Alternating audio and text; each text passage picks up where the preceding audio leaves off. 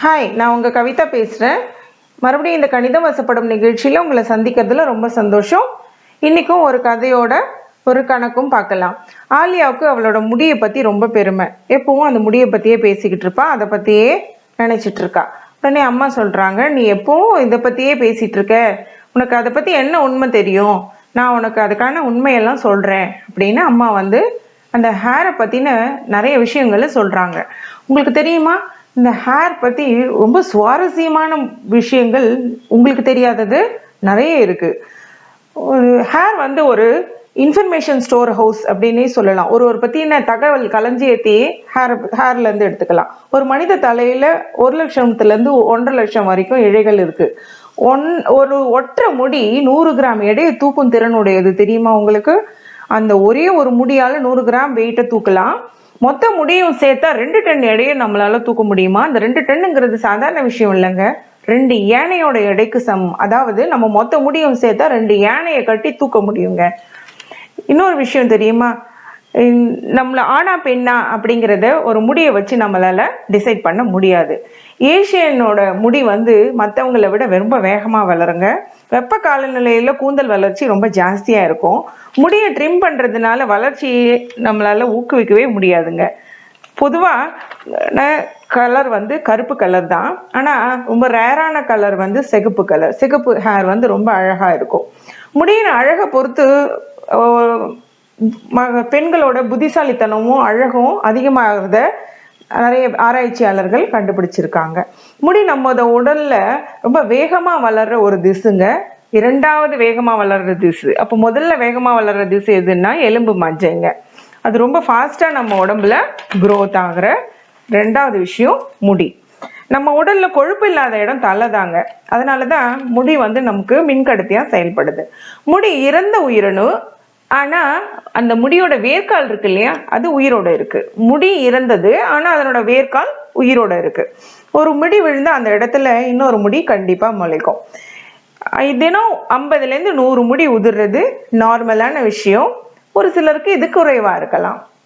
முடி மாசத்துக்கு 1 சென்டிமீட்டர் தாங்க வளரும். என்ன ஹேர் ஆயில் யூஸ் பண்ணீங்கன்னாலும் முடி மாசத்துக்கு 1 சென்டிமீட்டர் தான் வளரும். ஏஷியன்ஸ்க்கு 1.3 சென்டிமீட்டர் வளரதா ரிசர்ச் சொல்லியிருக்கு. ஆனா ஆப்பிரிக்கன்ஸ்க்கு பாத்தீங்களா 0.9 சென்டிமீட்டர் தான் அது வளருது. ஆனா ஆப்பிரிக்கன்ஸோட முடி ரொம்ப திக்கா இருக்கும். உலகத்திலேயே 4% பீப்புளுக்கு தான் அந்த ரெட் ஹேர் இருக்கு. தெரியுமா உங்களுக்கு? ஒரே விட்டமுள்ள ஒரு செப்பு கம்பியையும் ஒரு முடியையும் எடுத்துக்கிட்டோம்னா அந்த செப்பு கம்பியை விட முடிதான் ரொம்ப ஸ்ட்ராங்கா இருக்குங்களாம்.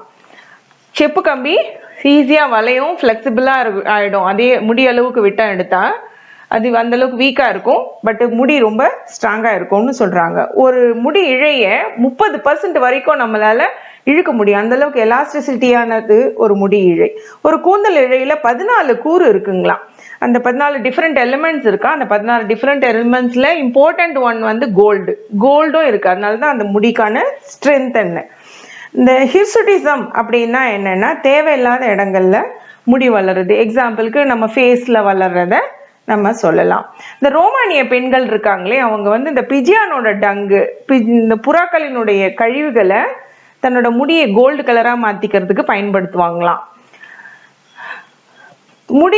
முடியில ஹைட்ரஜன், நைட்ரஜன், கந்தகம், ஆக்சிஜன், கார்பன் இதெல்லாம் இருக்குங்க. பெண்கள் வாரத்துல 2 மணி நேரம் தன்னோட முடியை பராமரிக்கவே செலுத்துறாங்களாம். ஆண்கள் தன்னோட ஓவரால் அவங்களோட லைஃப்லயே 5 மாசத்தை தன் ஷேவிங்காக பயன்படுத்துறாங்களாம். ஓவரால் லைஃப் டைம்ல 5 மாசம் ஷேவிங் பயன்படுத்துறாங்க ஆண்கள். ஆனா பெண்கள் 2 மணி நேரம் வாரத்துல பயன்படுத்துறதா சொல்லியிருக்காங்க. அது ஆலியாவை பார்த்தா உண்மைன்னு தெரியுது இல்லையா?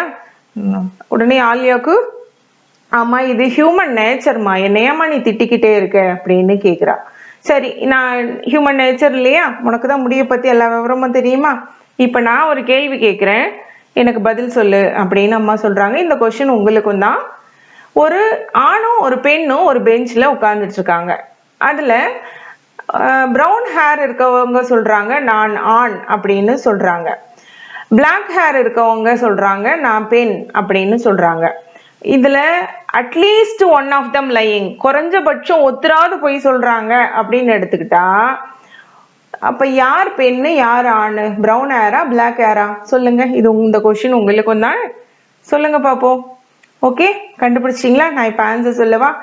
அட்லீஸ்ட் ஒன் அப்படின்னா என்ன அர்த்தம்? ஒன்னு இல்ல மோர் தென் ஒன்னையும் எடுத்துக்கலாம். ரெண்டு பேரும் போய் சொல்றாங்கன்னு எடுத்துக்கலாம் இல்லைங்களா? சரி, இப்போ ரெண்டு பேர் both of them telling truth அப்படின்னா என்ன? Both lying or both telling truth இல்லையா? சரி, இப்போ என்ன பண்ணலாம்? At least one of them is லையிங்னு எடுத்துக்கிறேன் நான்.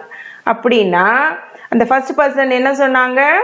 பிரவுன் ஹேர் இருக்கவங்க நான் மேல்னு சொன்னாங்க. அவங்க சொன்னது பொய்ன்னு எடுத்துக்கிட்டோம்னா அப்ப அவங்க ஃபீமேல் இல்லையா? இப்ப இவங்க ஃபீமேல் ஆயிட்டாங்கன்னா அடுத்தவர் என்னதான் இருக்கணும்? மேலா தான் இருந்துக்கணும். ஏன்னா அந்த பெஞ்சில் உட்கார்ந்துருந்தது ஒரு பெண் ஒரு ஆண் இல்லையா? அதுதான் ஆன்சர். ஓகேவா? புரிஞ்சுதா உங்களுக்கு? சரி, இது ஒரு ஐஏஎஸ் கொஸ்டினுங்க, இம்பார்ட்டன்ட் கொஸ்டின். ஒரு ஐஏஎஸ் எக்ஸாம்ல இந்த கொஸ்டினை கேட்டிருக்காங்க. சரி, உங்களுக்கான டாஸ்க் இந்த வாரம். ஒரு சேல்ஸ்மேன் 300 ரூபாயிலேருந்து 700 ரூபாய் வரைக்கும் ஒரு ஹேர் ட்ரையரை விற்கிறதுக்கு அவனுக்கு அனுமதி கிடைச்சிருக்கு. அவன் என்ன பண்றான்? 650 ரூபாய்க்கு அதை வித்தானா 2 மடங்கு லாபம் கிடைக்கும். எது மாதிரி அப்படின்னா, அவன் சப்போஸ் 350 ரூபாய்க்கு வித்தா அவனுக்கு எவ்வளோ நஷ்டம் ஆகுமோ அதே போல 2 மடங்கு லாபம் 650 ரூபாய்க்கு வித்தா கிடைக்கும் அந்த ஹேர் ட்ரையரை. சரி, அப்ப காஸ்ட் பிரைஸ், அந்த ஹேர் ட்ரையரோட காஸ்ட் பிரைஸ் என்ன, அவன் எந்த விலைக்கு வாங்கியிருப்பான் அப்படிங்கிறத நீங்க எனக்கு சொல்லணும். அடுத்த வீடியோக்குள்ள நீங்க ஆன்சர் பண்ணுங்க.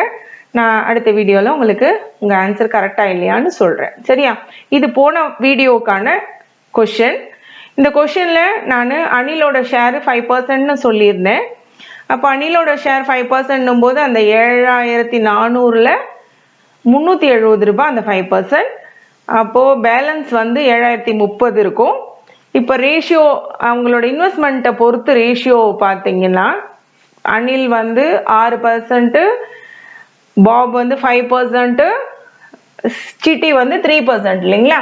அப்போ அந்த ரேஷியோ 13:14:10. அப்போ பாபோட ரேஷியோ 14 இல்லையா? அப்போ பாபோட ஷேரு 2660 வந்து 7030ல. சரியா? ஓகேவா? உங்க ஆன்சர் கரெக்ட்னா you are right. Good. Okay, see you again in the next video. கணிதம் ஒன்றும் கஷ்டம் இல்லைங்க. இப்படியே ப்ராக்டிஸ் பண்ணிக்கிட்டே இருந்தீங்களான்னா கணிதம் வசப்படும். See you, bye. See you again.